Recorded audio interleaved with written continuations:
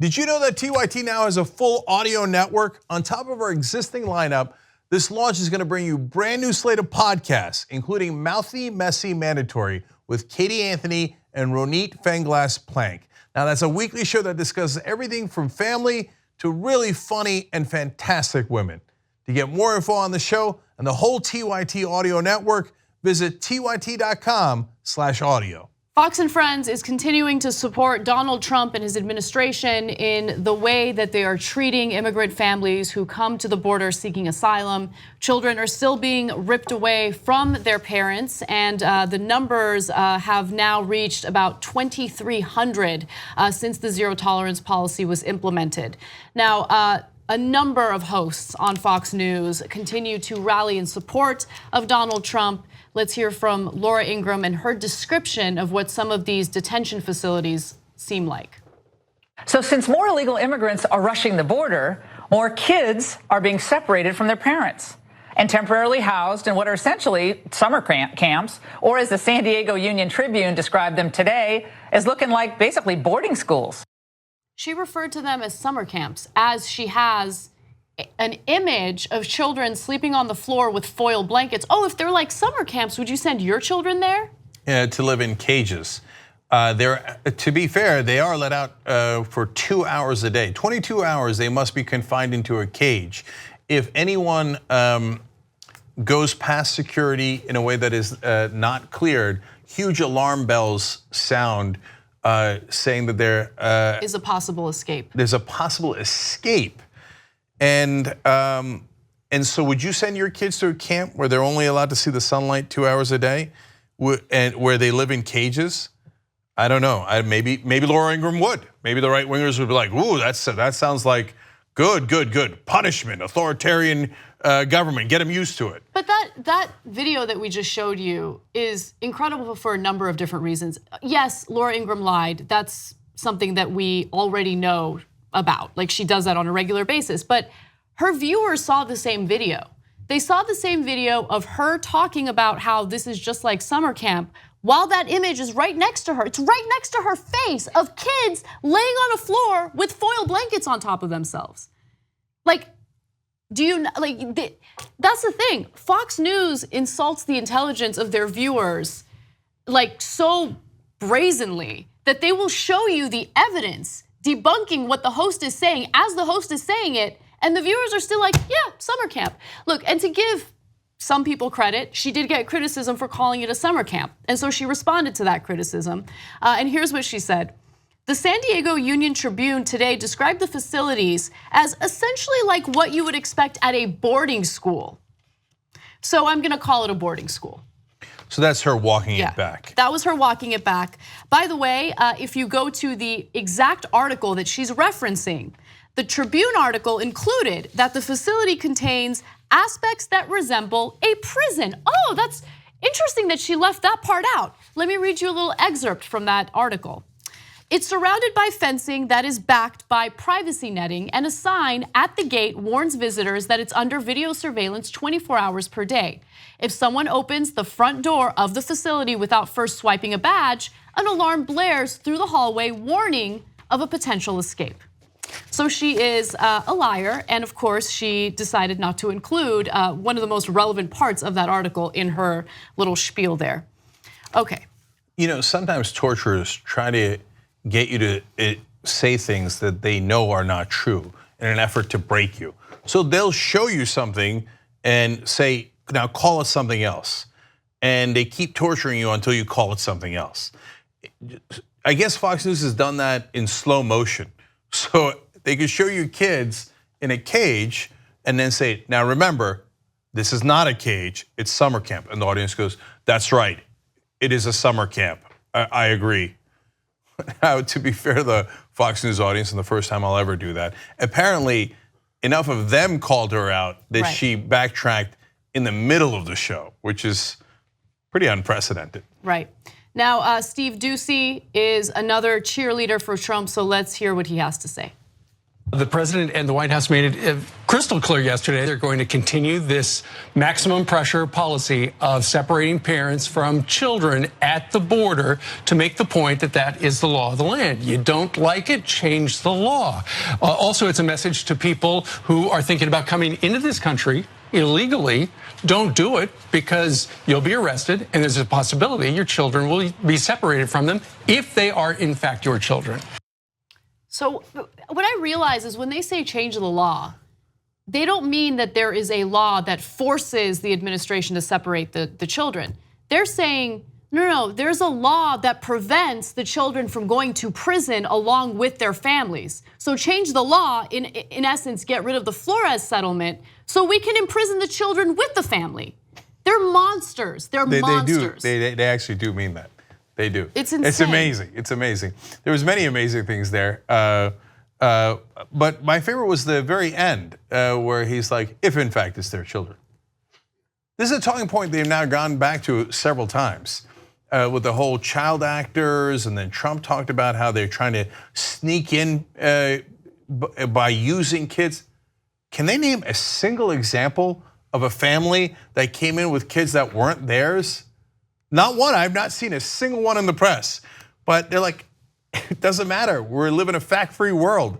Let's just pretend that they're smuggling in what? Little people who are part of MS-13? Or are they MS-13 and the kids are props? What kind of lunatic conspiracy is Steve Doocy talking about? There's not any evidence that the kids are not the parents. And right? by the way, for anyone who thinks, okay, I don't know, maybe this will work as a deterrent.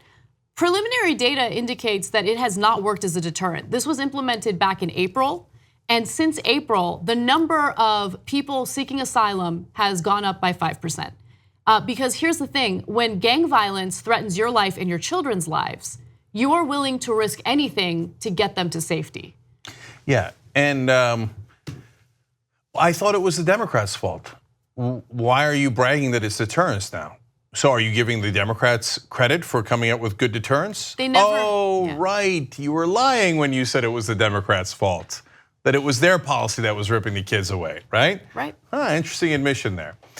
Now, you have his buddy Kilmeade? I do, but before we get to Kilmeade, I actually want to go to Ainsley because she actually makes my point for me, and she doesn't realize it because she's an idiot. Take a look. You can't even really blame an administration. These are people, Republicans and Democrats, that are serving in the Senate and in the House, and they have to change this. If you don't like it, they need to change the plan. Jeff Sessions says that they're not being abused. He says the conditions are good. He said we spent $1 billion last year, your taxpayer dollars, to make sure these kids are safe. So when I say she's making my point for me, I do not agree that the conditions are great for the kids. They're not great. We've had numerous reports showing that the facilities, the detention centers are understaffed. Some aren't able to get the medical treatment that they need. They're sleeping on the floor. I mean, they showed that image in other video clips.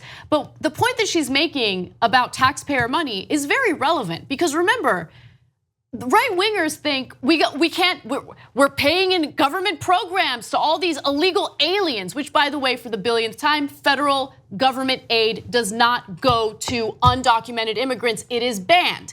On a state level, depending on which state you're in, yes, possibly. But on a federal level, they get no government programs. But the argument by the right wing is we can't be wasting our limited resources on undocumented immigrants. Now, we can prosecute them for misdemeanors, detain them for an indefinite period of time, detain their children for an indefinite period of time, give government contracts to the tune of tens of millions of dollars to private companies to detain these children for an indefinite period of time. That's okay, that money's well spent. So the money's well spent if you're crushing them. That's right. But if you're actually welcoming them or being decent human beings to them, then it is not well spent.